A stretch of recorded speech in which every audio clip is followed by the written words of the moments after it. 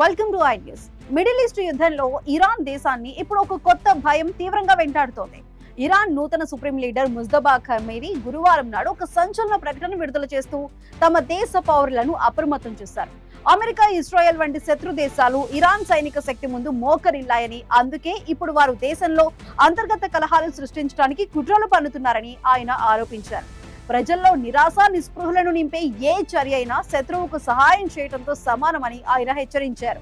Israel, America కలిసి Iran పై ఒక mind game లేదా హైబ్రిడ్ వార్ ప్రారంభించబోతున్నాయనే భయాందోళనలు ఇరాన్ పాలకుల్లో స్పష్టంగా కనిపిస్తున్నాయి. ఇరాన్ ఎదుర్కొంటున్న ఈ అంతర్గత ఉత్కంఠకు సంబంధించిన పూర్తి వివరాలు స్పెషల్ స్టోరీలో చూద్దాం. ఇరాన్ దేశాన్ని సైనిక పరంగా దెబ్బతీయలేక అమెరికా, ఇజ్రాయెల్ కూటమి ఇప్పుడు అక్కడ ప్రజా తిరుగుబాటును ప్రోత్సహించేలా సరికొత్త వ్యూహాలకు పదును పెడుతోంది.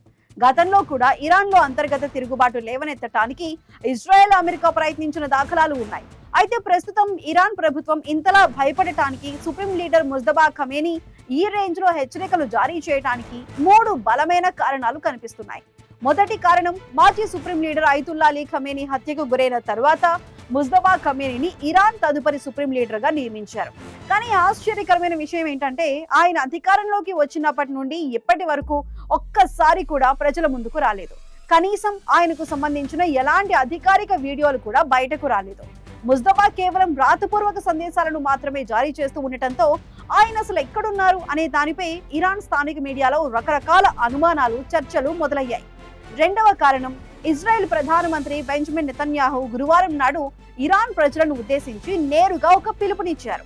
ఇరాన్ ప్రభుత్వానికి తగిన బుద్ధి చెప్పడానికి ప్రజలంతా ధైర్యంగా ముందుకు రావాలని ఆయన కోరారు. ప్రముఖ అంతర్జాతీయ వార్తా సంస్థతో నెతన్యాహు మాట్లాడుతూ ఇరాన్ పాలకుల కాలం చెల్లిపోయిందని, ప్రజలంతా ఒక్కసారిగా రోడ్లపైకి వచ్చి నిరసనలు తెలిపితే ఈ ప్రభుత్వం కుప్పకూలటం ఖాయమని సంచలన వ్యాఖ్యలు చేశారు. ఇది ఇరాన్ వర్గాల్లో తీవ్ర కలకలం రేపింది. ఇక మూడవ కారణం, ఇటీవలే మే 2026లో యుద్ధ విరమణ కొనసాగుతున్న సమయంలో ఇరాన్ ఇస్లామిక్ రివల్యూషనరీ గార్డ్ ఒక షాకింగ్ విషయాన్ని వెల్లడించింది. ఇరాక్ సరిహద్దుల్లో భారీ ఎత్తున అమెరికా తయారీ ఆయుధాల నిల్వలను తాము స్వాధీనం చేసుకున్నట్లు వారు ప్రకటించారు. స్థానిక నివేదికల ప్రకారం భవిష్యత్తులో ఇరాన్ దేశంలో పెద్ద ఎత్తున సాయుధ తిరుగుబాటును సృష్టించేందుకే ఈ ఆయుధాలను స్మగ్లింగ్ ద్వారా దేశంలోకి అక్రమంగా సరఫరా చేస్తున్నట్లు తేలింది. ఈ పరిణామాల నేపథ్యంలోనే ఇరాన్ మొదటి supreme leader Ayatollah Ali Khamenei 37వ వర్ధంతి సందర్భంగా ముజ్తబా ఖమేనీ ప్రజలను ఉద్దేశించి కీలక వ్యాఖ్యలు చేశారు.